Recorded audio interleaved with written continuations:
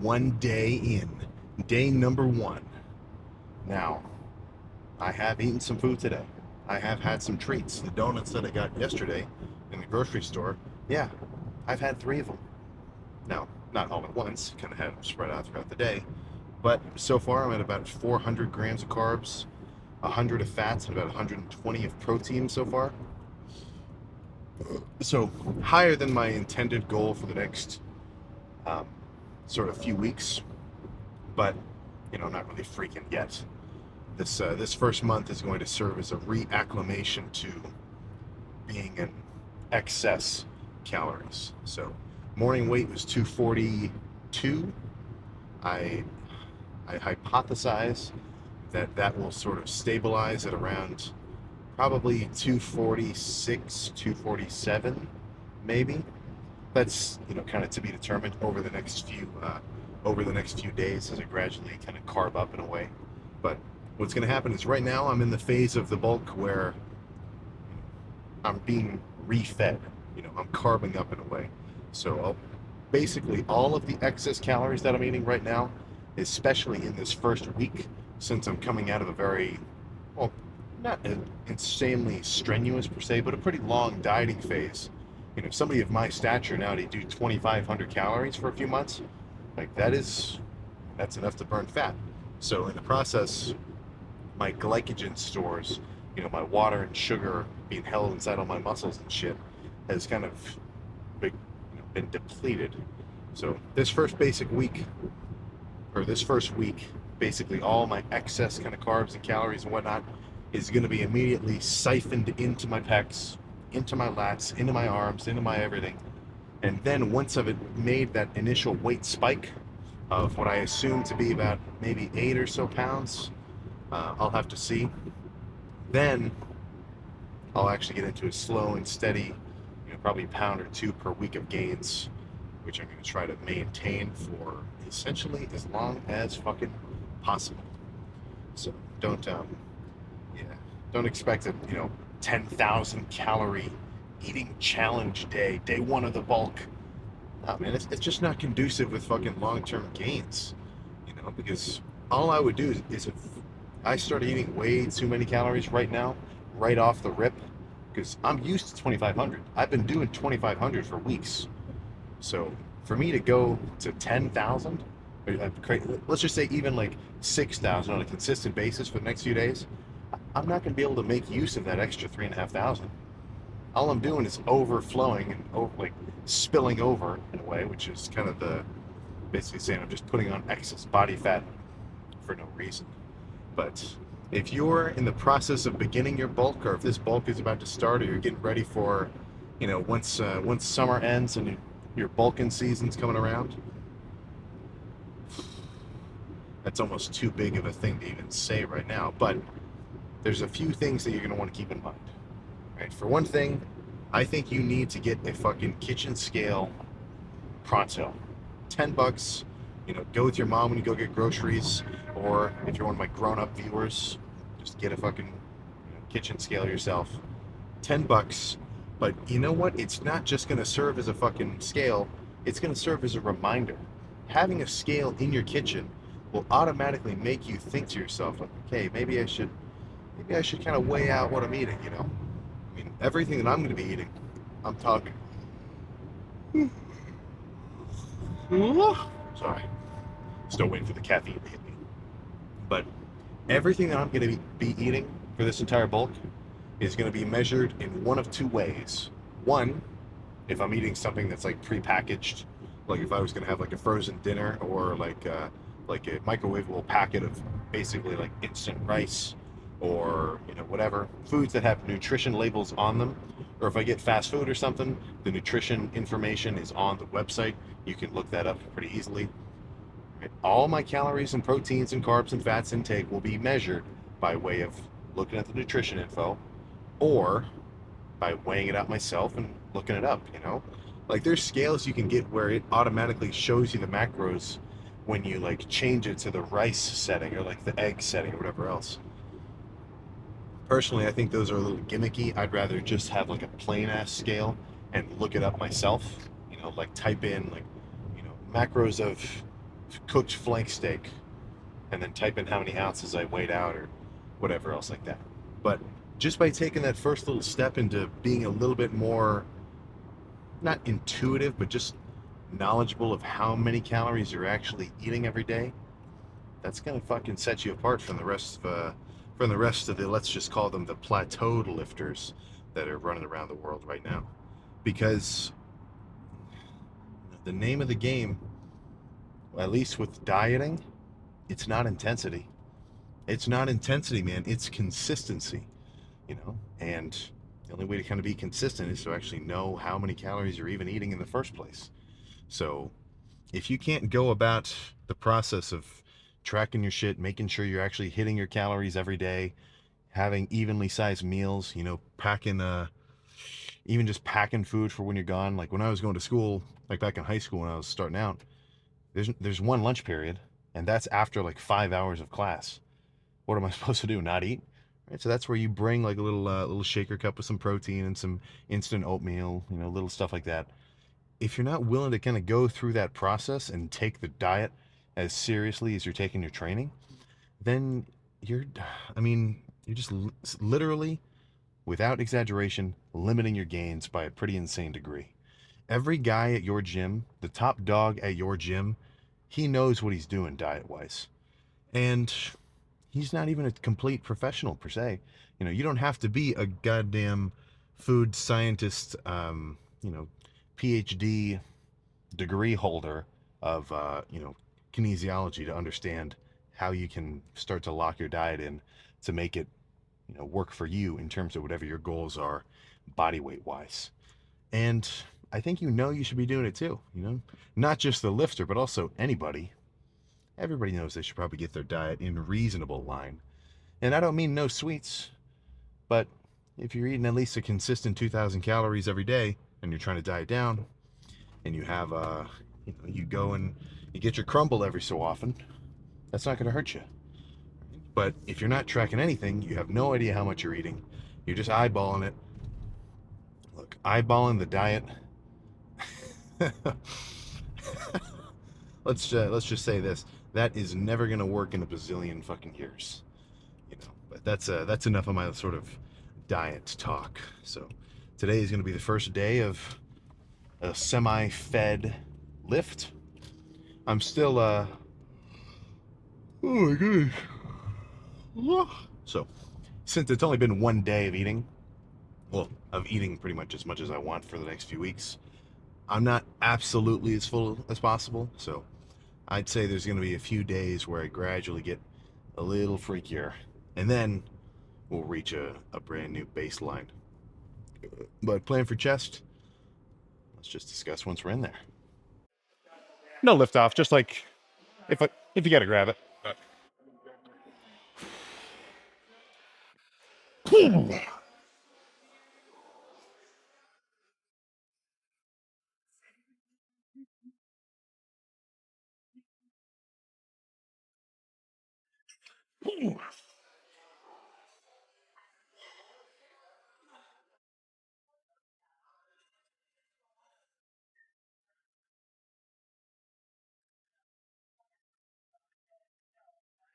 Yeah.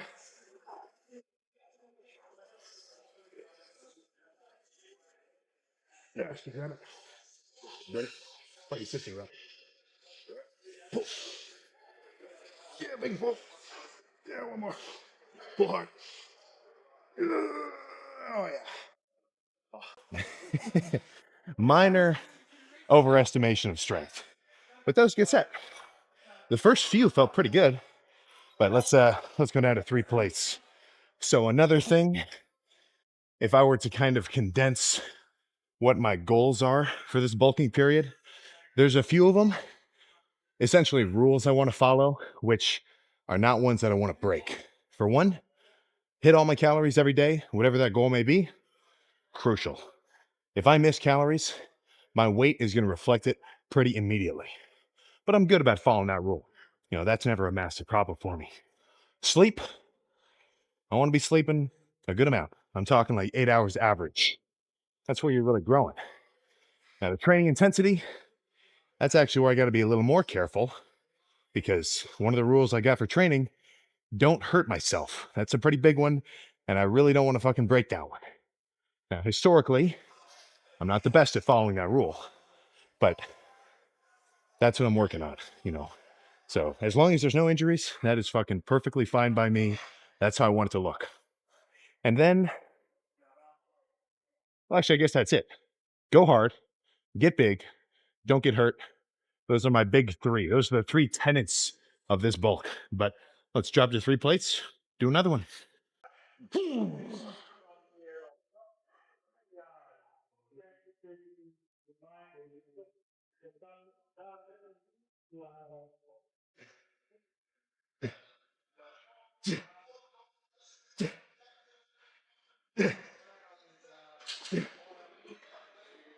Yeah, not yet.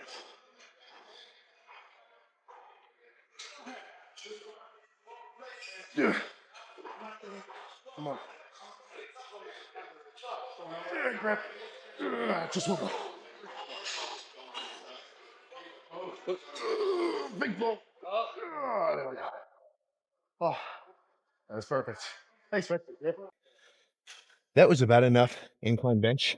I definitely foresee that my volume is going to increase simply just because I'll be able to handle it, you know?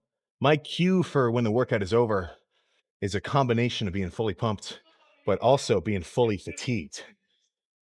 So over the next few weeks of eating, let's say calories in excess, I'm going to be able to handle more damage in the gym. Now, that doesn't mean I'm going to try to sit here and do 30 set workouts, but I'm probably going to be closer to the 8, maybe 9, even 10 set range rather than the maybe 6 or 7 that have been floating around while dieting. But 3 plates in this machine, that'll be perfect.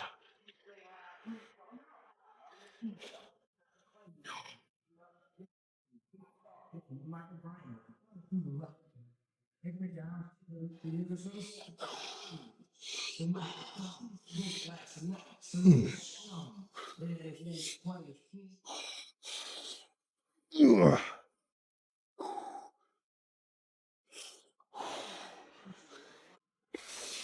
Ugh. Ugh.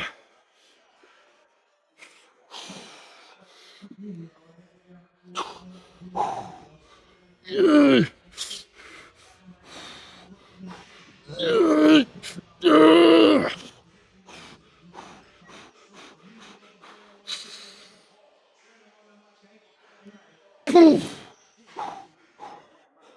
Let me take 1 second, make a rest pause.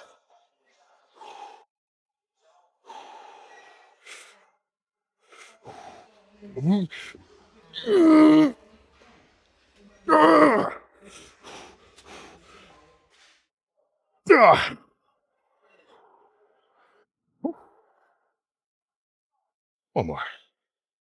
I fucking love this machine. Another thing I'm changing up with chest is I think I'm gonna chill out on my fucking incline pressing. What do you call it? Oh, I do a lot of incline pressing, and subconsciously, apparently, it has made me neglect these really awesome flat pressing machines. Because in my mind, I'm like, oh, I want more upper chest, so I better go over there. I can feel my upper chest fucking firing hard here. So I think I've been limiting my chest gains. Even that incline over there, it's a bit on the shallower side. I'm getting all chest. And as much as all incline pressing has helped my upper chest development, I think it's also kind of aided to my front delts development. So I may be reducing the angle of my inclines to get more chest, less shoulder. But one more here, at least. Okay, so I changed my mind. This is not going to be another straight set, but rather a fucking drop set. So here's my plan: load a 25 and then load a 45 on the outside. So now, oops, if I can remember what the 25s are, that makes this drop set of me taking a plate off very fucking quick. You know, because what am I supposed to do? Put a 25 on the outside, take off the 25, take off a plate, put the 25 back on? No, man, if you're doing a drop set, you want this shit to be as quick as possible. So that's where I kind of prefer drop sets on like cable stack loaded shit. because instead of going through this whole process, it's just a plug in, plug out. But this is the best method I know of, apart from like grabbing two guys to help you, and then you have each of them take a plate off. If your gym's packed enough, that's the way to go. But let's hit this shit. So failure with this weight, drop to 25, repeat.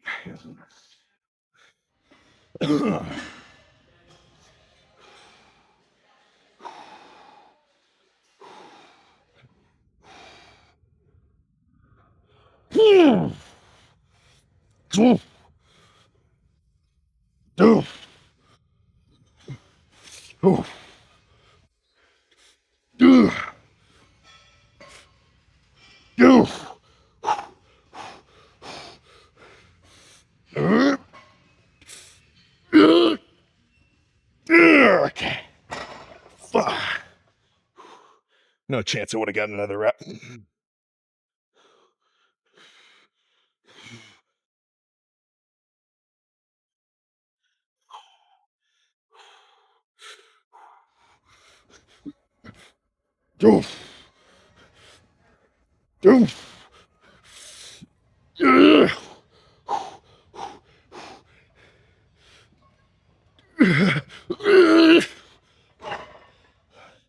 Take 1 second. Hold on, one more rep.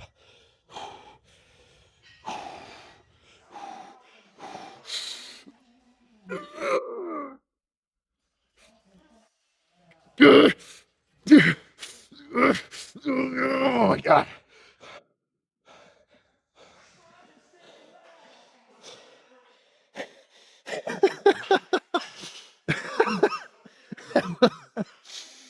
That was the nastiest rep I've ever done in a good way.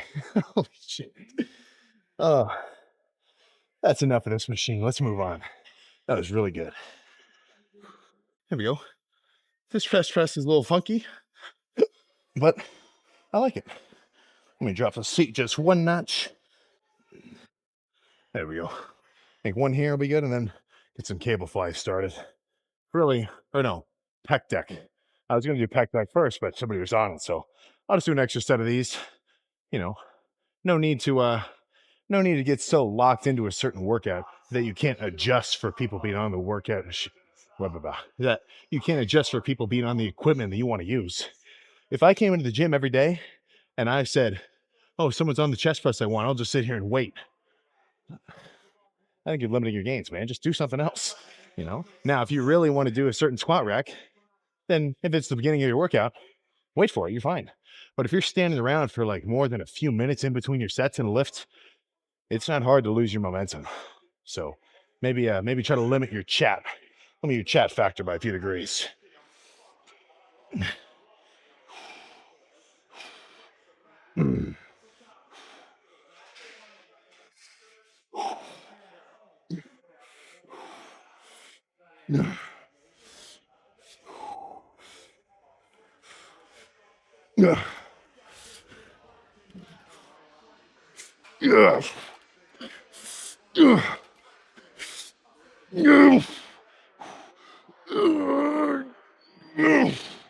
Okay, I'm not done.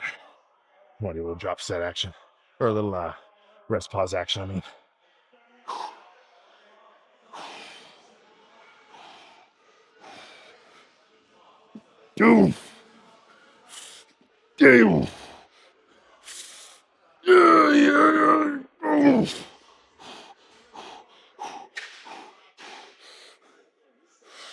oh my God. Okay. Why haven't I been doing this machine more? Let's move on to pec deck, but I like this a lot. Solid pressing volume. No need for the full stack here. This will be a reasonably controlled squeezing set. But once I reach a point of fatigue where I can no longer do good clean reps, I'm totally fine with some nasty ones. But that's at the end of the set after most of the, let's just say work has been done. And I'm just trying to get as much extra out of the set as possible.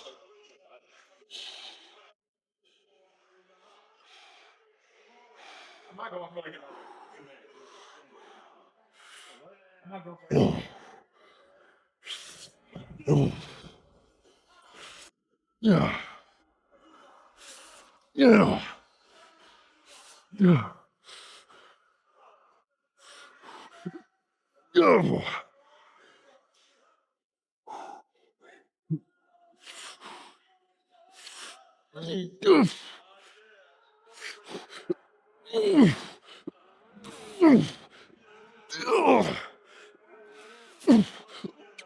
my god. Let's do some cable flies instead. I don't really love this pec deck. So, a little tip for the female audience or anybody of shorter stature. This is not a whatever. So, this little trick works perfectly well for lat pull downs. If you're the type of person where when you load up the weight and you have to jump up and stand on the seat to grab the handle and then sit down with it, this is perfect for you. All you got to do, unpin the weight, pull the handle to your, desired height, and then pin it. You see? So now it's still the 90 pounds or the 100 pounds I was about to do, but the handle is in a much lower position. So that's if that's a eureka moment for you, then perfect.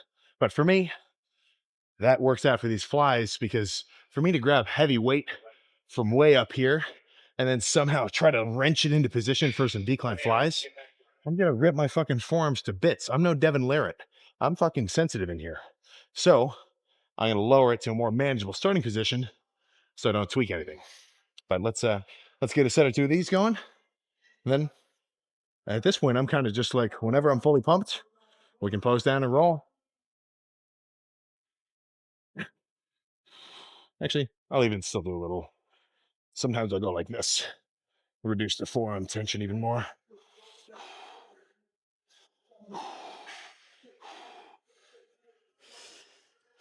No. No.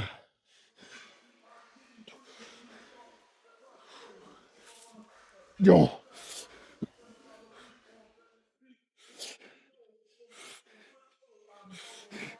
No.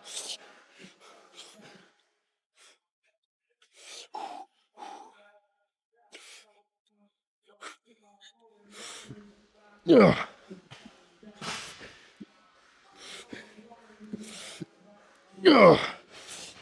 Oh my god.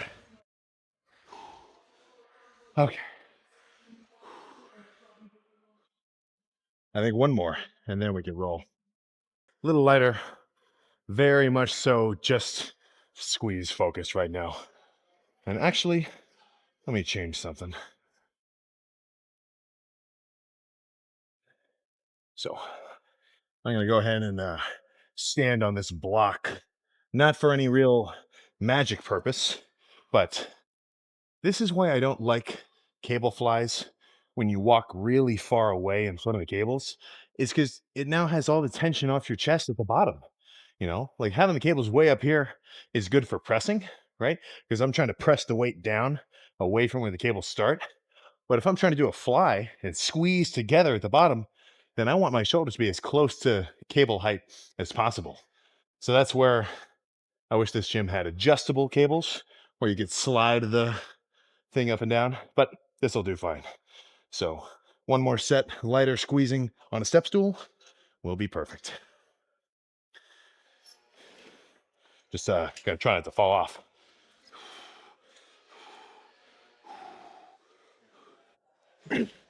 No.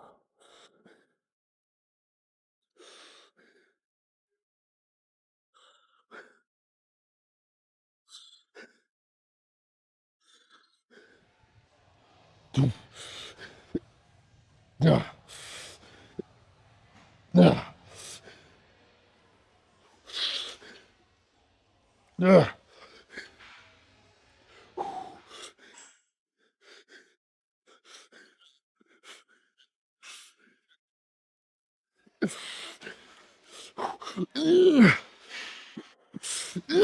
Okay. Oh my goodness. All right. Let's go freaking pose down. Has this entire fucking workout been out of focus? God damn it. All right. Well, that's on me. When I was recording the fucking new intro, I set it to manual focus. Well, whatever. We get the gist. At least the pose down is going to be in nice and sharp. But chest complete and fucking, let's just say chest complete in a way that I am highly fucking satisfied with. I can definitely tell there's an immediate strength increase. Like when I was warming up and I hit that 315 for like just three for the warm up reps. Yeah, 315 felt pretty fucking light to the point where I kind of overestimated my strength for the real first working set. Only got 6 actual reps with some assistance for the next two, but awesome start. Uninjured, well fatigued, well pumped. Now I get to go home and chow down. But until then, let's take a quick look at the carved up chest day.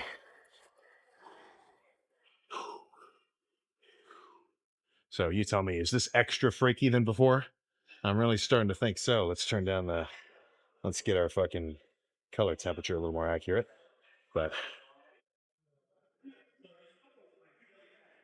nothing to fucking complain about on my end here. Feel extra fucking broad as well.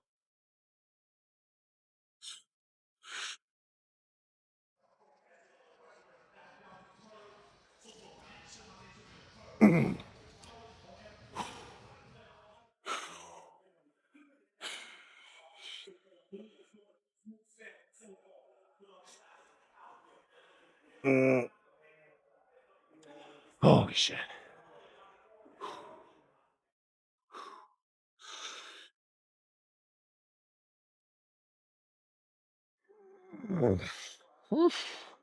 Very fucking nice.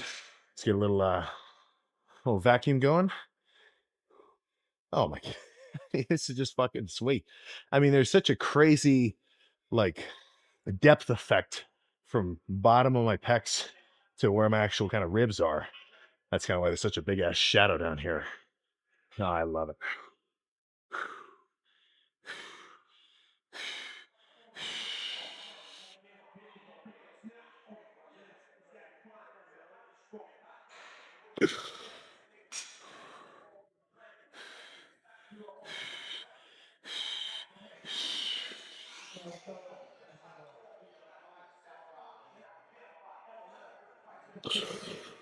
Okay. So, as these next few days progress, honestly, next chest day will pretty much be peak freak factor, extra full, water, carbs, everything. And then it'll just be a gradual increase of size from there, like I'm riding off into the fucking sunset. But I don't want to stop posing. Let's do a few more, and then we get out of here.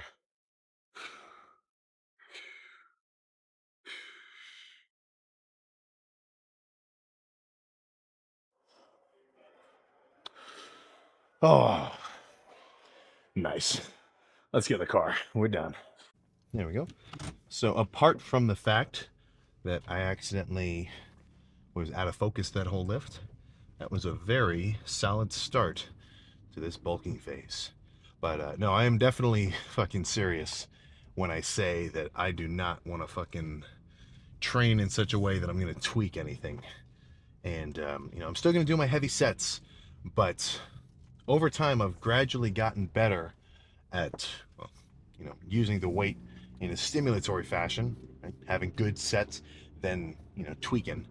And unfortunately for me, that had to be a kind of a lesson learned the hard way, per se. We're all aware of all the random times I've like tweaked shit, but nothing major. So live and learn type situation there. But yeah, you're not gonna see any egregiously heavy sets right off the bat.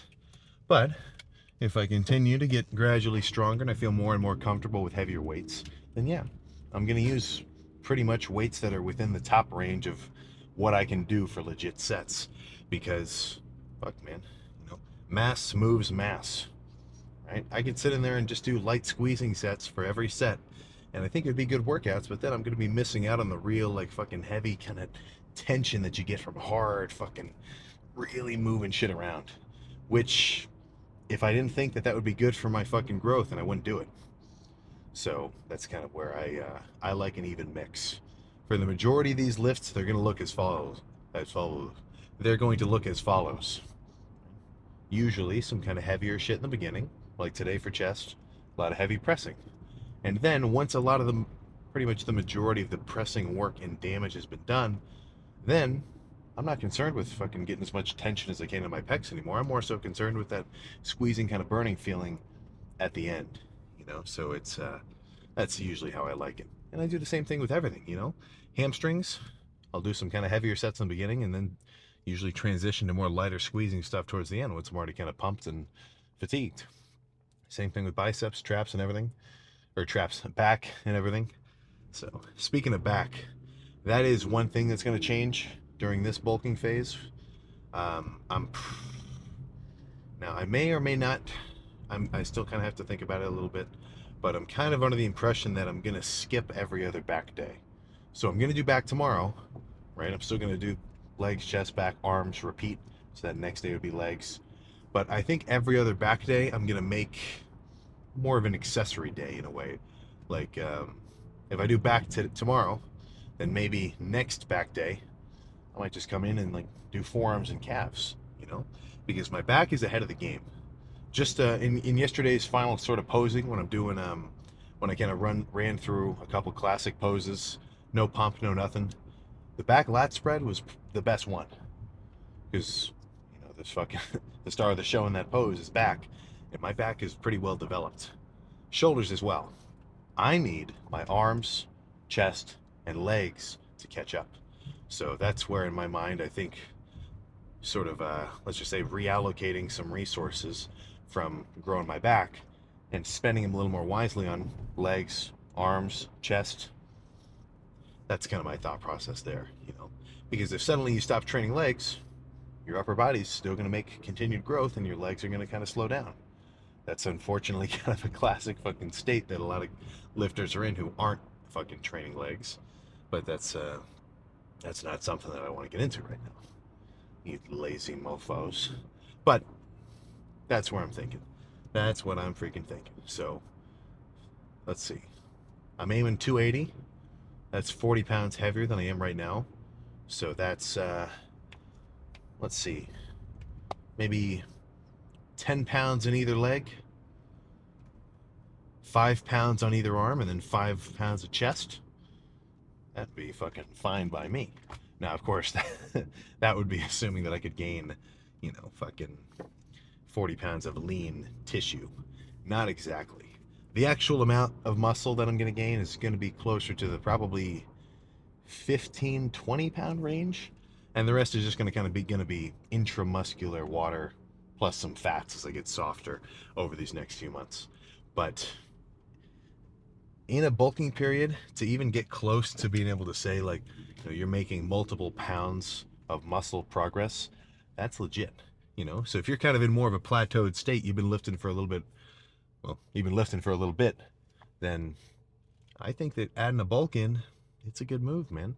Even if you're only going to get a few pounds, that's still a fucking few pounds towards getting bigger, more muscular. You know, everybody wants to be a muscle monolith. So that's holy crap. Almost drove into the opposite side of traffic there. Whoopsies. Whoopsie daisy. No, but for real. If you've been lifting for a while and you're already a reasonably developed lifter and you've been main gaining, then that's where I think it's going to be in your best interest to throw a bulk in. So this is the situation or the kind of progression that I ran through, which is kind of, it's easy for me to talk about because I lived it. You know, I was main gaining for about 3 years or so, starting kind of middle of high school into college, and I got to about like 200-ish, starting from 160. Right? That's pretty fucking solid. And that was not really locking in my diet. That was not really locking in my calorie intake. Even the cardio, I didn't really start adding legit cardio in for a while. And then that first year, I don't think I even did much hamstrings at all, because in my mind I was like, well, why do I want the back of my legs to be bigger? I was thinking some wild shit back then. But I reached a point where I was, you know, I had gotten pretty big, and I had, you know, gains had kind of slowed down in a sense. So that's where I say, if you've plateaued from main gaining, which I totally think is an awesome approach, the beginner should be main gaining. unless you're like real skinny to the point where you should be forcing down food to get up to like a healthy weight, but that's its own situation. The beginner should just be focused on getting training experience and getting his daily protein allowance in. So if you're a 130-pound dude as a beginner, you should be getting 130 pounds of protein in, and then just work out, get some pumps, learn how to bench, learn how to squat, learn how to do curls and feel your bicep firing and push downs and everything, and then gains will just come, especially as a beginner. And over time, that's going to be the case. But you'll reach a point where I think that an actual calorie surplus is just going to be necessary to make continued strength and size gains. So I guess that's up to you. But if you know that you've been kind of gaining, more like maintaining for the past like 6 months, 7 months, even some guys years on end, then I think you might need to be kind of called out in a way, because do you want any more progress? If a lifter is in his final state and he likes where he's at, then that's fucking sweet. That's perfect. No need to grow anymore. You're already there. You reach your goal pretty much. But if you know that you want more size, you want more strength, you just want to be in a state of progress, then it's going to take more than just a protein shake, with dinner and then skipping legs every week. Real gains after years, it takes more than that. So as a beginner, do not feel like intimidated by the fact that, well, I don't really know about my diet yet, and you don't need to know. That's just something that you gradually learn over time. Get your protein in, lift hard, don't go too crazy with the pre-workout, and fucking, have fun with it. But after a while, that's just not going to cut it anymore. So I I'm not going to go so crazy and say like, this is the year of the 280 pounder. Everyone has to bulk up to 280 pounds. But if you know that you've been kind of thinking about actually starting a bulk and like you're not really sure if you want to, if for whatever reason you've been thinking about it, I say just pull the trigger and go for it, right? Start tracking your macros, start counting your calories, start counting your carbs, make sure you get your 400, 500 grams per day, whatever, and start seeing the scale change. Because after just a few weeks and you start to see the scale go up, and it's been staying about the same for like months on end, that is extremely fucking motivating. So I know that I'm going to see the scale change over the next 6 months. And that's because I'm going to get my diet locked down, keep the training intensity up like usual, get my sleep right, get my sleep right. Fuck, man. Sky's the limit. Or sky's not the limit. There's no limit. But really solid fucking chest day. I think I'm gonna, I'm so shoulder dominant. I think I need to start doing more kind of flatter pressing. I'm not talking like flat bench, but I mean like that shallower incline plus that flat chest machine. I'm probably gonna end up going to this gym a lot just for chest day because it has a fucking perfect array of machines. If you're curious why I go to so many gyms and like though I don't have a day pass for every gym. I just have like 4 gym memberships. And the reason being is some gyms have different equipment, some gyms have different vibes, and then some gyms are open different hours.